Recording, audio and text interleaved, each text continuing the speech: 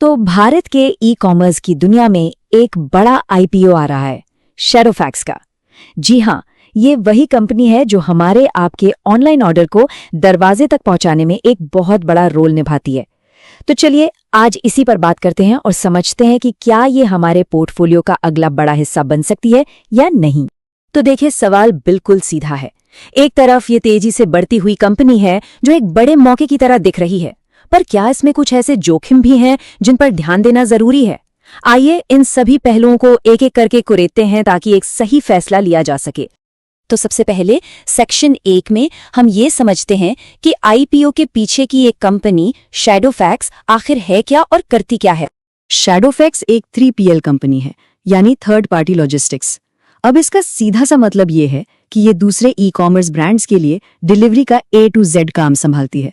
तो अगली बार जब कोई ऑनलाइन ऑर्डर करें तो बहुत ज्यादा चांस है कि उस पैकेट को आपके घर तक शैडोफैक्स ही लेकर आए। शैडोफैक्स की असली ताकत का अंदाजा उसके क्लाइंट्स की लिस्ट देखकर लगता है। देखिए, फ्लिपकार्ट, जो इसमें एक बड़ा शेयर होल्डर भी है, से लेकर भारत के सबसे बड़े ई कॉमर्स प्लेयर्स में से एक मीशो तक, सब इसके क्लाइंट है।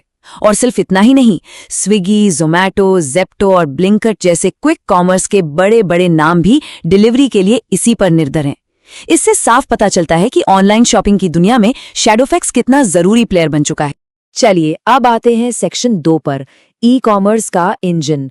अब जरा ये देखते हैं कि शैडोफैक्स के मुख्य बिजनेस सेगमेंट्स कौन-कौन से हैं और असल में ये कंपनी पैसा कमाती कैसे है। तो देखिए, कंपनी की कमाई का जो सबसे बड़ा हिस्सा है, लगभग 69%, वो एक्सप्रेस पार्सल से आता है। ये इनका मेन बिजनेस है। इसके बाद करीब 21% हिस्सा हाइपर लोकल डिलीवरी से आता है, मतलब वो वाली तेज डिलीवरी जो 30 से 60 मिनट के अंदर अंदर हो जाती है। तो एक एक्सप्रेस पार्सल का ये पूरा सफर होता कैसे है?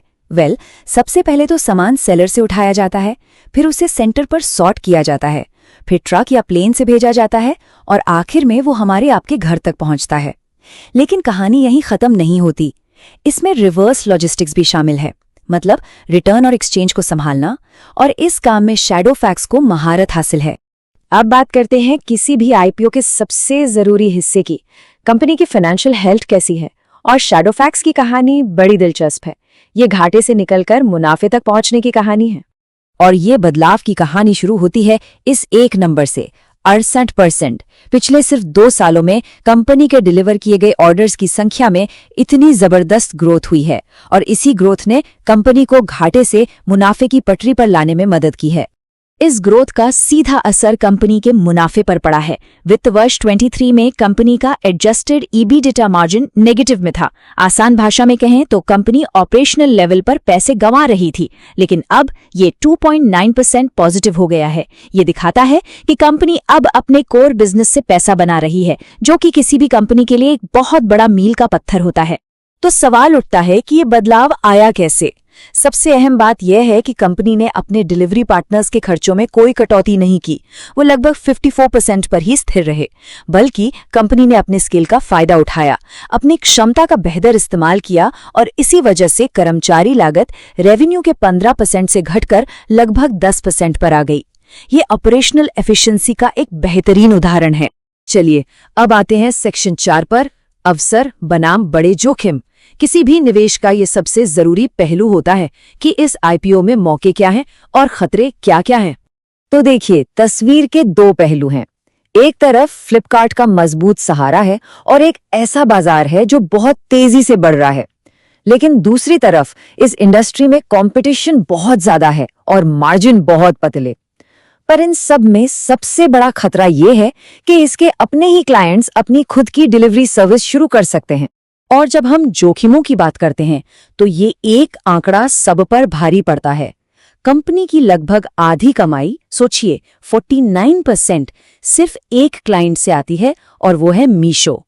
किसी एक ग्राहक पर इतनी ज्यादा निर्भरता कंपनी के लिए एक बहुत बड़ा रिस्क फैक्टर है। और यहीं पर कहानी और भी ज्यादा कॉम्प्लिकेटेड हो जाती है। मीशो, जो शैडोफैक्स का सबसे बड़ा क्लाइंट है, वो वॉल्मो नाम से अपनी खुद की लॉजिस्टिक्स कंपनी भी बना रहा है। मतलब शैडोफैक्स का सबसे बड़ा ग्राहक ही कल को उसका सबसे बड़ा संभावित कॉम्पिटिटर भी बन सकता है। तो अब आते हैं आखिरी सेक्शन पर, अंतिम निर्णय और आईपीओ। तो इन सब बातों को देखते हुए फाइनल फैसला क्या होना चाहिए? यहाँ आईपीओ की कुछ मुख्य जानकारी और स्रोत का विश्लेषण दिया गया है। जो लोग इसमें निवेश करने की सोच रहे हैं, उनके लिए ये रही जरूरी जानकारी। आईपीओ 20 जनवरी को खुलेगा।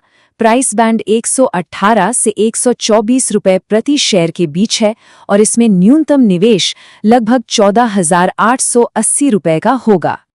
तो फाइनल वर्डिक्ट क्या है? देखिए, स्रोत के अनुसार शॉर्ट टर्म लिस्टिंग गेन की संभावना तो है, क्योंकि आईपीओ को लेकर बाजार में अच्छी खासी डिमांड रहने की उम्मीद है। लेकिन अगर लंबी अवधि के निवेश की बात करें तो थोड़ी सावधानी बरतने की सलाह दी गई है। वजह वही है, सेक्टर में कंपटीशन बहुत ज्यादा है, मुनाफे का मार्जिन कम है और वैल्यूएशन भी ठीक ठाक, मतलब मध्यम से थोड़ा ज्यादा लग रहा है। तो आखिर में सवाल बस यही है, क्या शैडोफैक्स की तेज ग्रोथ इसके सबसे बड़े जोखिम, खासकर मीशो पर निर्भरता पर भारी पड़ पाएगी? कंपनी का भविष्य इसी एक सवाल के जवाब पर टिका है कि इन दोनों में से कौन सा पलड़ा ज्यादा भारी रहता है।